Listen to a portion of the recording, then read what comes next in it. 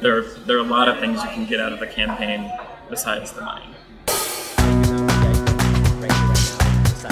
I get it. I know it though.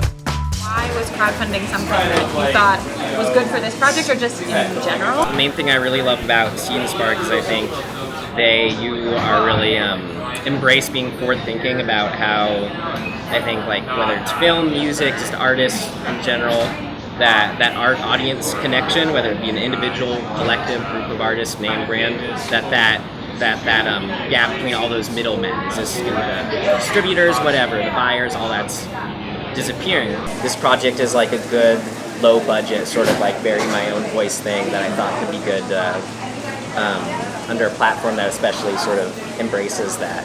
Looking towards this campaign, is there anything that you want to do differently, or that you're sort of specifically wanting to focus on that maybe you didn't do before? Previous ones we've done, I feel like we didn't necessarily bring that audience to the next one or figure out, hey, who from this project may like this project. So definitely be more aware of that from the get-go. It's pretty incredible when you see people come from one project to another, especially with the sort of variety that you guys are doing. And it won't be 100% of the people that come over, but it's pretty surprising when you actually cultivate that relationship and to continue to let people know what you're doing. Even if you crowdfunded 2 years ago, go back and have that list and just send them an email and saying like, we have been out of touch, but we still remember you. You are the reason we're able to do this, and here's the next thing we'd love to share with you. It still goes a long way. I think it's really interesting how I guess it's as far as marketing goes, but translating the tone of the project to whether it be pictures or the voice that's on the social media, I just think it's so interesting as far as that. And it's great as a filmmaker to be that voice and involved with that from the get-go. You want to be.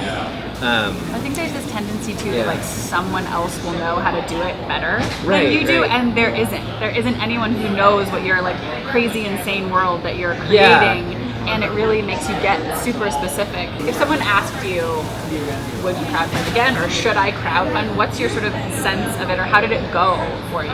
We've crowdfunded twice before for different projects, and both times it ended up going really well. I remember when Ryan found out about Seed&Spark, I was like, there's this awesome website, it's like it's a new way of like crowdfunding, and sort of broke down all of the more like holistic approach I feel like you guys have of like realizing that it's not just about gathering the funds for your project, but like building your audience. And I think we sort of experienced that accidentally, and I think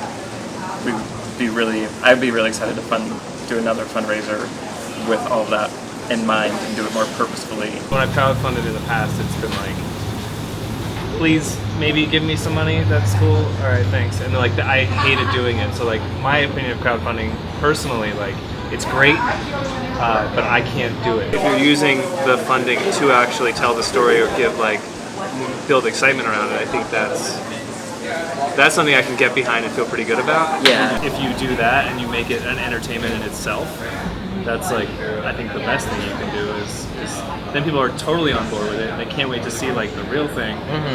And they also have all the supplemental material coming in. If we have a lot of people who are like, I'm not an extrovert, what do you have to tell yourself to allow yourself to do this process? I mean, for me, it's like you're making your movie.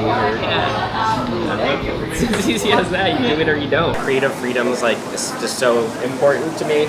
But what I like about crowdfunding is that it puts that responsibility almost on your own shoulders. And I think the only way to sort of learn how to best be a creative and exercise that creative freedom is to make those, I don't want to say mistakes, but actually see sort of when instincts are working or not. You have this false idea that like everyone in the world is going to be like judging everything you do.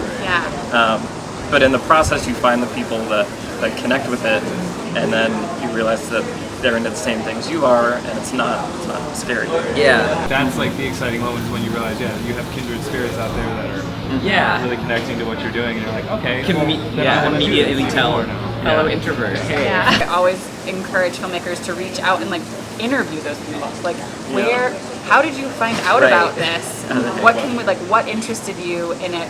Where are there more people like you? That's sort of where you start to bridge the gap between sort of friend and family funding and actually crowd funding and audience building. And Phil, they'll help you tap into places that you don't know. That's what's really exciting for me is how like crowdfunding is enabling all these new kinds of mediums and stories and enabling storytellers that wouldn't necessarily get a chance, like would have a harder time in the traditional system, like getting their voice out there.